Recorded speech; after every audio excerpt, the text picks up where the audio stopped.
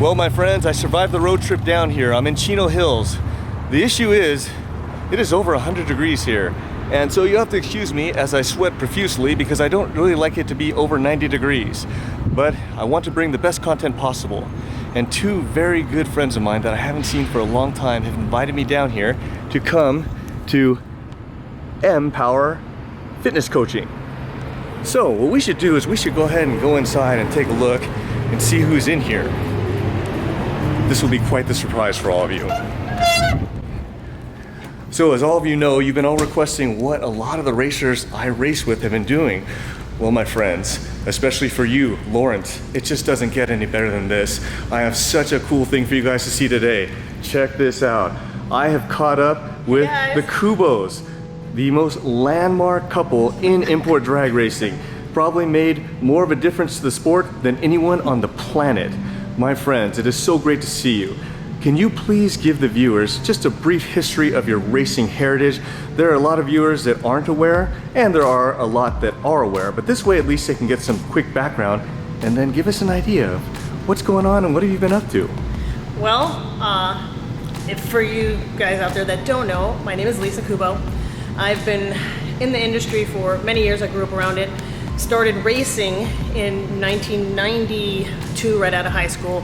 Met Gary, we got the Civic running, and at that time it was pretty much street racing days, so we went street racing, and from there it went into amateur racing at LACR, at Battle of the Imports.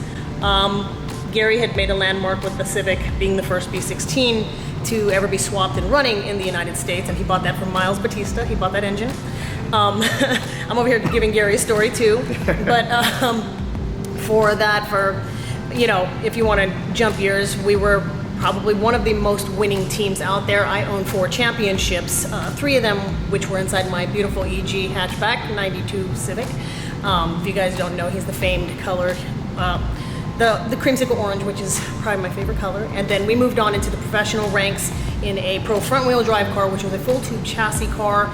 We pretty much slammed our name in history books when we were the first 7-second front wheel drive in history to ever go down the track, and that was down in Moroso. So, Gary? So, my name is Gary Kubo. I got into the scene right at about 1991 in high school. Prior to that, I was into skateboarding, and that was pretty much my road to my career. Did very well in it, taught me a lot. Very similar as far as competing. You got your team managers, you got your team. There's a lot of responsibilities. Did well doing that, but then right about the 90s, early 90s, for those of you that have been involved with skateboarding, that scene kind of died out. It was going through some changes as far as the industry goes, and a lot of us either got dropped from sponsorships or quit. So I got into the car stuff just out of a friend invited me to go to Silmar to the street races. I got hooked, started going to the street races, didn't really compete or participate in the street race, but just kind of hung out. And then from there, I met Lisa in 94 through a mutual friend at a Carol's restaurant. She was a waiter, and we ended up talking. We're like, hey, wait a minute, you were at Beach and Imperial? Well, I was there too. So that kind of connected us, and then we ended up starting to go to the events together, and then Lisa always aspired to race professionally. So one day when we were up in Santa Barbara and we had a shop called Zero Young, we were in dinner with our friend Robbie. We said, you know what, why don't we just give everything up and just go for it? You know, what do we got to lose? So we gave up all our jobs. We seriously had $6 to our name, and this is the truth. We were sharing clothes. We had one Toyota truck. All of us piled in it. A trailer was like 4 times bigger than the Toyota truck. We started going to LACR and practicing.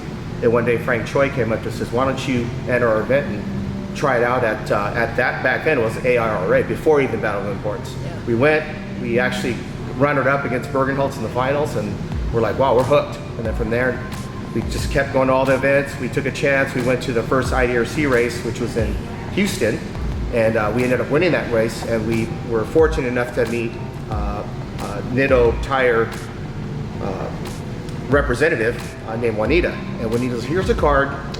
Come down to the company when you're back in LA, and we want to talk. And we had no idea. But she's like, you know, you guys were very professional. You talked to everybody.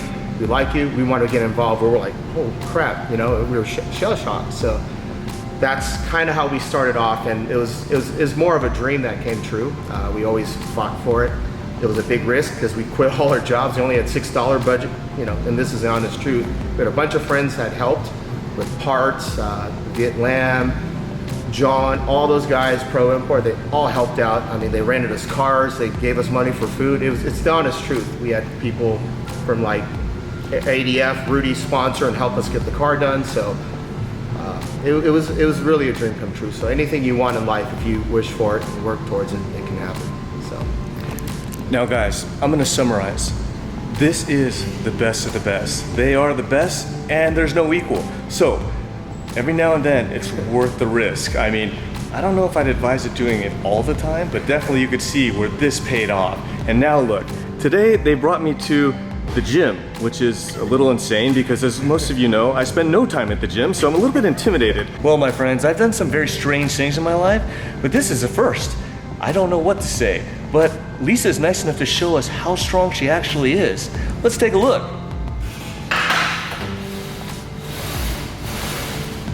Wow, my friends, that is freaking amazing. It's kind of like going to Disneyland, but different. I feel kind of, I don't know, dirty. Like I need a shower. you need some Dramamine, some motion sickness? Possibly, that would possibly help out too, my friend. Can you please tell us what is going on now? I assume this is the quest after the racing. Well, as you guys can tell, Gary doesn't lift at all. So I'm his trainer. Poor Gary, man. I feel for you, brother. You and I, we're like kindred spirits. My God, man. You guys hear this? It's the same for Gary as it is for me. Gary always hides on the corner. Jeez, man, tough room. That's It's fine. a tough crowd when the peanut gallery speaks over here. Yeah. So basically mine was, it went for a while. We haven't been racing for years. And we couldn't figure out what was wrong. Internally, things were going wrong. Like more than what you guys see me that do know me, I'm short circuited and I'm way out in left field. This was worse. It was really bad. We couldn't figure out, we were trying to pinpoint. So for 5 years, basically in a nutshell, somebody could not figure out that my thyroid was bad. So with a bad thyroid, if you feel as though your thyroid's bad, go get it checked. I was gaining weight and becoming depressed, just like out of nowhere, and that's not me. So I was fighting two different people. I was fighting this one person that I wasn't. So I was getting really mad. So I was making it worse, and I was aggressive. So in 2017, in September in 2017, what happened was there was a gym, and this is the gym we're standing in. It's a female-only gym. So I had reached out to my coach, the head coach and the owner, Jennifer Malo, and she, it was still, the gym wasn't as, it's growing really big. So it was, we connected and she told me come in. So I came in, met with her and Stephanie, and we got me on track. And it's really hard when you have a bad thyroid because so many things can trigger where it doesn't want to, it'll push back on you. So we were going back and forth from 2017, and I'm a very competitive person. So inside the gym, this is a 95% of this gym is women that just come in here because they want to. For one, it's like a social hour after, okay? Because if you are talking while you're working out, you're not lifting enough weights, and they will drop the pin on you. So we come in here and we connect, and it's like a bunch of women. We come in, it's only women. We connect, and we push each other, and it became where there's the few that do want to compete. So being a competitive person that I am, I says, I'm going to try this. I've never done it. I never thought, I do never wear like small bikinis. So I went for competition, and now I'm hooked on it. It's a lot of fun. You get all dolled up. I'm loaded with muscles and veins, and I absolutely love it. But just for that time. So right now I can show you guys I'm like a little bit over, but I'm not in competition prep mode right now. That's not going to start probably until September for a December show, and then so on and so forth. But it's almost like a cycle. You put on a little extra weight, and then you shred it down, and hopefully you get a little bigger for each show. Like for example, my class in women's figure, you have to have the Xtreme.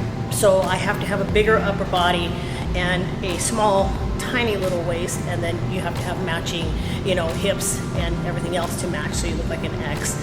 But that's pretty much what happened. Was we figured out I had a health issue. I'm fighting against it.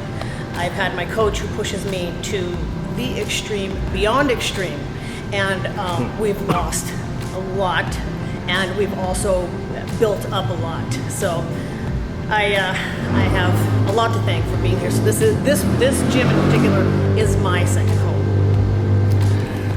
Guys, again, Lisa's a true competitor. So whatever you see now, she's gonna win. I already know. I can predict the future. Did you know that? But here's the other deal. For those of you who don't know, check her out on Instagram.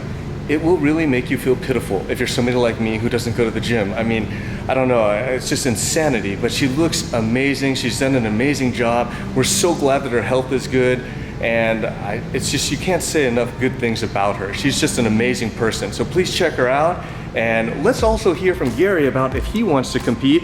And Gary, exactly, I know in my particular situation, if Drew was as strong as Lisa, I would be getting a beat down. I think you're in a good position though, because you know you definitely have a draw going on here, a competitiveness. But myself, I would be afraid for my life. Yeah, I mean, here at Empower, the training is at the competitor side is at another level. All right, I'm gonna get some instruction from Lisa how to do this. She's oh, yeah, the whole stack. We're both doing the whole stack? Yep, I'm gonna do the whole stack. Okay, can you give me some instruction exactly what I'm gonna do here? Just hang on to this butterfly and you pull down to your chest. Okay, got it. Hang on, pull down. All right. No jerky movements. No jerky movements. Okay, all right, I think I'll give it a shot. You ready? Okay. Okay, hold on. I think maybe I need some gloves, maybe some chalk. You know, no? No. Okay. All right, I'm gonna, since I'm not the pro at least, I gotta sit down. I'm pretty old. You know, the old back hurts. And she's gonna help me out. Ah. All right. Oh man. She makes it look like a lot easier than this. One-handed. Oh man, yeah. Wow, what a workout. I feel like I'm gaining years of my life. I don't know, man. Turn it back time. Wow. Keep that form up. I don't know, can I do this like maybe once a year, or is that okay? Maybe like. I don't know, my friends. I'm sweating pretty bad. It's just too heavy. I think I did it good enough. I'm good enough for today. Cool. Maybe Lisa can help me get it back up there. Yeah, okay, thank you.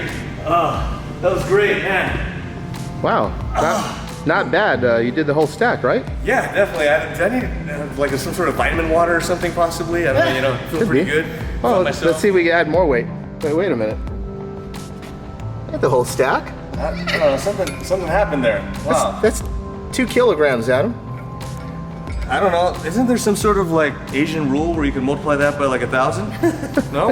I don't know. It's one of the life's mysteries. We'll never know what happened. I'll tell you, just from watching the girls train, it's a wake-up call.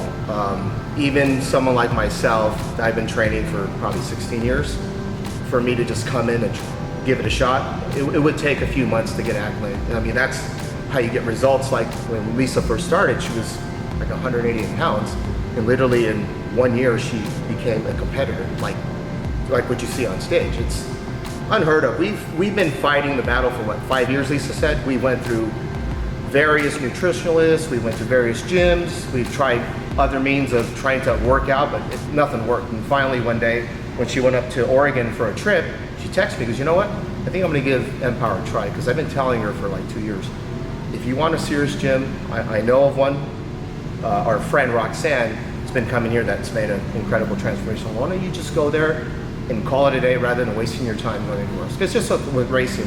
When you start with the best parts, the best car, the best tuner, best engine builder. If not, you don't have a chance, right? So rather than waste money going through other places, why don't we just come to here? Because everybody here has made an improvement. There's not been one person I've seen that has not, and obviously this is why this gym has grown so big. So she's hooked. I've always been into bodybuilding, kind of as an enthusiast, but since she's competed, I consider to compete next year myself.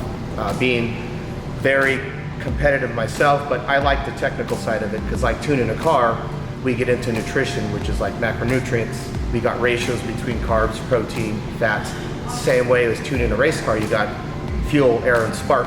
Changing that ratio in any means can affect the overall performance of either the car or yourself is for your health and your body. So it got me hooked, because we're always playing with these numbers, with these macro ratios. Oh, well, you leaned out, or oh, you gained size, oh, that didn't work. Same thing with tuning the car. Oh, we added more timing. Oh, made less power. Well, let's take timing out. It's the same thing. So I'm hooked. I love the data logging. I love recording everything, and we have like a calendar for like 10 years that we've logged everything. Oh, this didn't work, that worked. We tried this food, that didn't work. So I'm hooked. So fitness is something we definitely want to conquer, you know, from here on and get more involved. It's not more so just as an enthusiast, but for like work and business as well. Guys, an amazing job. And I think if you're out there and you're listening, one thing you'll pick up on is that Gary is a certified genius. And if that went over the top of your head, don't worry, because I don't understand anything about macronutrients or anything like that. But one thing I can tell you, working with both of these individuals, is that it is true. With anything in life, there's parallels. And just like working on cars and eliminating things, it kind of splashes over in everything you do. Which leads me to my next question. The two of you are such landmarks. Do you have any desire to go back into racing? With drag racing, absolutely. It's such a big part of our life. I grew up around racing, so I don't think I could ever get rid of that want and that need to go racing. Actually, for those who don't know, last year we were signed with a Nostalgia Nitro Funny Car team. We were going to do some licensing this year, like the end of the year, but the team decided, well, they were moving from Downey, California. They moved to Las Vegas, so they picked up operations and moved, and you know, it's just getting everything restarted again. So they are getting everything on track. So we're talking at the end of the season that I would start my licensing, and there's several races next season in a series that they would like us to be contenders at. So definitely, you know, you're gonna have to check us out. We're the Nitro Mafia team. There you go, guys. Some very exciting news. You heard it first. Back in the game, coming back. Only them, not I. Retired Adam. Which leads me to my next question. Adam has difficulty because marriage is insanely difficult without all the pressures of racing. These two are the masters. How have you guys been able to have such a successful marriage with all the pressures of racing and everything else going on? The thyroid, the health issues. I mean, you're a model for all of us. Please give us the secret. I guess you have to be two polar opposites.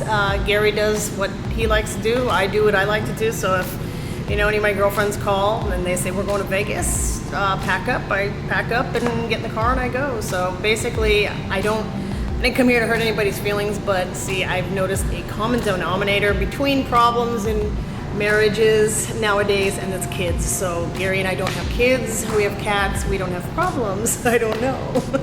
And Gary, would you like to shed anything on that? Do you feel the same? Do you have anything to add to Lisa's wisdom?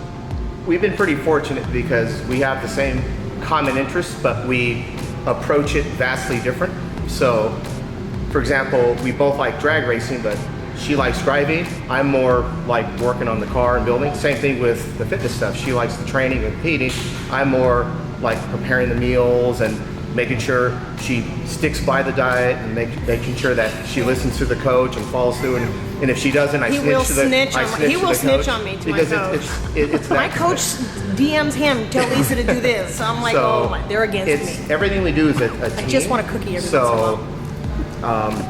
It's hard. It's funny because we quite often get calls on, what do you guys do to make it work? I pretty much let Lisa do whatever she wants. I don't kind of put her under the wing and go, you have to be like this. I think I see that commonly with maybe other couples where it's more scripted, like the guy's the breadwinner and the wife has to cook and, you know, clean the house and watch the kids, and it's so scripted. And then the wife thinks the opposite of the husband as well. So there's a lot of tension, and everybody else goes, what do you guys do? I just let her do whatever she wants. She lets me do whatever, and it seems to be great. We've been married since 1995, and I mean, we hardly ever fight. We have disagreements, but as far as it's usually over food. It's usually over food. Like I'll be like trying to talk him into letting me go to Hamburger Habit or something, and then he'll say, no, you're on prep and you're on peak week, and I'll be like, but it's, come on. No, but no. Because one bite turns into 2 bites, and then turns into a snack, and it turns into a meal. Full-on and it's buffet. just like with racing. Like you go out there, if you had a hurt engine and you know you're in the finals against the fastest guy, it's like at some point you're either going to sandbag or you're going to play psychological games. You got to do something to win, right? It's the same thing with bodybuilding. So it's like if you don't give it all, there's no chance, because you're fighting against your body. It's called homeostasis, where your body's trying to revert back to how you were before. If you were overweight, it's trying to revert back. So you're constantly fighting against that. So as a human, you got to be smart enough to work with it, but also around it. You got to be one step ahead of the game, because if you eat the same forever and do nothing, pretty soon you're going to gain all that weight back. And people are like, hey, I go to the gym. Why is it not making a difference? Because your body's fighting to go back to the easiest way just to survive. So it's a big challenge. And with racing, it's the same way. You can't just go out there and run the same number all the time, because someone else might come and go 2 seconds quicker. Now you're starting all over again. So it's that constant progression that keeps us going. So you can't run the same times all the time. So somebody's going to beat you. So we're driven, but not driven against each other. So it's that common goal, and that's how I think that's. It's almost like I'm the race car. So like I tell my coach, she's crew chief. We're building them, between her and Gary, they're building another race car. Yeah. So as myself, I put myself in how I would think, and it took till this year to actually find myself the way I used to think inside the race car, where everything is blocked out. I'm on a one-way path, and that's the way it's going to be. So they're building a race car. I've given them the race car. So there's always testing. There's always something going on. We're going to try heavier weight, but we're doing it with less carb. How did you feel after that workout? Oh, I was exhausted. Okay, well, we need to go back up, carb, and you're going to have to up the weights even more. So each prep of mine has been different.